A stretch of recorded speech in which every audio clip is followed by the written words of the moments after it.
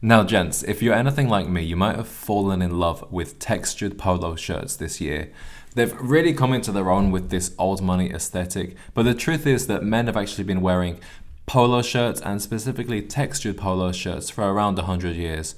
Now, every brand from the lowest price range to the highest is now making these. So I've picked up 5. I'm going to show you what they look like tucked in and untucked. I'm just going to give you a very quick look at the polo shirts, then I'll throw them on, show you how they look on my body. I'm 6'2" and I'm 205 pounds. So normally I go for a medium and sometimes a large, but all of these are actually a medium. So we have an equal playing field. We'll see how they look. The cheapest one I've got is from Zara. I feel like immediately my first impressions of this one are quite good. Only $50, has a nice waffle knit texture, has no buttons, which can be quite elegant. The sleeves don't look like they fit too nicely around the arms, they look quite baggy, but we'll see how that one goes. Then we have this one from Express. Now this one was originally $74, but it was down on sale to $51. This doesn't feel like the highest quality. I definitely wouldn't have picked this up for $74, but I wanted to have a good look at what different fast fashion stores are offering. It has this nice tipped collar and it has a nice vertical texture here, so I'm interested to see how that one looks. In the middle of the 5 here, I have this one from Abercrombie. This one has a really nice kind of chevron knit pattern to it. $60. I feel like the quality feels pretty good. So I'm really curious to see how this one goes. This might be a good value option. And then for the more expensive ones, I picked up this one from Reiss. This is $160. A lot of money to be paying for a polo shirt. It has an interesting texture with the sleeves and the front, but then there's no texture on the back. Again, no buttons on the collar. Looks really elegant. I have blue eyes, so maybe this will look nice for me, being a blue color, but we'll see. And then finally, one of my favorite stores, Suit Supply, picked up this one.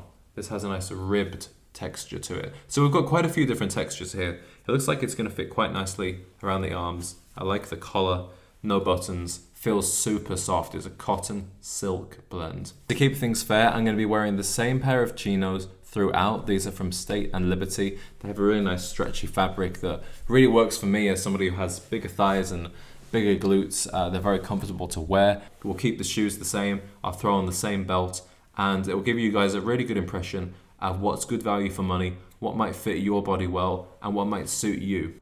The main thing I didn't like about this one from Zara was the fit. I thought it was way too long in the body. And I thought the sleeves were too long as well. As you can see, they almost come down to my elbows. Overall, it's not very flattering on the body. I think, a higher up sleeve would have been much more aesthetically pleasing. Tucked in, you can't notice this as much. I definitely prefer it tucked in. But as you can see, especially around the back and the sides, there's just too much loose material. Although this was a good price and the fabric feels good, for me, the fit is just not giving me the confidence that I want, so this isn't one I would pick up, especially when there are so many other off-white polos out on the market. And yeah, it really is the sleeves for me that are ruining this one. I had such low expectations for Express, but I'm really blown away with this. The fit is absolutely perfect. The material is by far the most stretchy out of all the ones I tried on, and it's just hugging me in all the right places. It made me feel really, really confident, and my girlfriend loved this one. Tucked in, I think it looks even better. I love the bottle green color and the tipped polo. It's definitely something that would stand out in your wardrobe, and I don't think you're going to see many other guys wearing this one. I really don't have anything bad to say, especially at this price. The Abercrombie one was okay overall. As you can see, it's a little bit translucent. You can see my chest and my stomach outline, which isn't very flattering.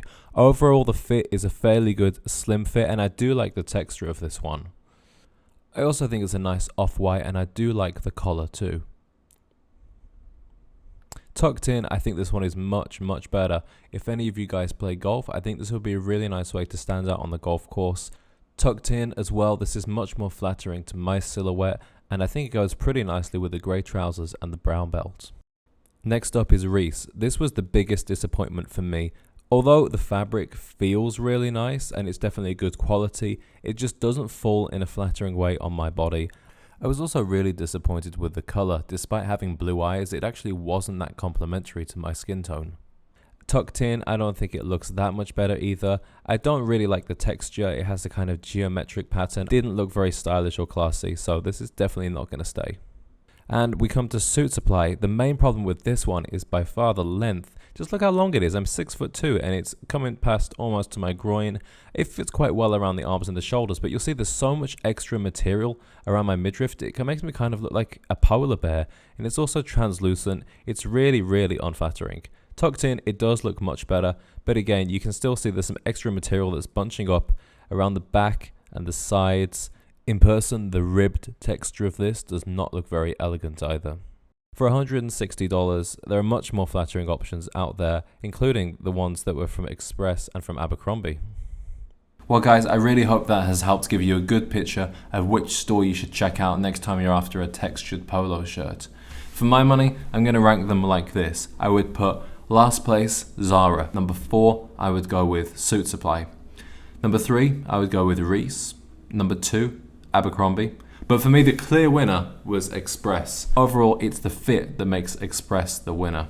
I'm not sure how well the quality is going to hold up over the next few weeks as I end up wearing it and washing it, but we'll see. Guys, let me know in the comments which of these 5 brands you enjoyed the most. Regardless of your preference for brand, I really encourage you to incorporate a textured polo shirt into your wardrobe. You're going to get mileage out of it from summer through to winter. You can wear it with shorts, you can wear it underneath a suit, so it's super versatile. As I said, guys have been wearing this for nearly 100 years, so it's not going to go out of style anytime soon, and it's going to add some nice, interesting texture to your wardrobe, which I think is always a great way to make your outfits look more interesting. Thank you for watching, and I'll see you guys in the next one.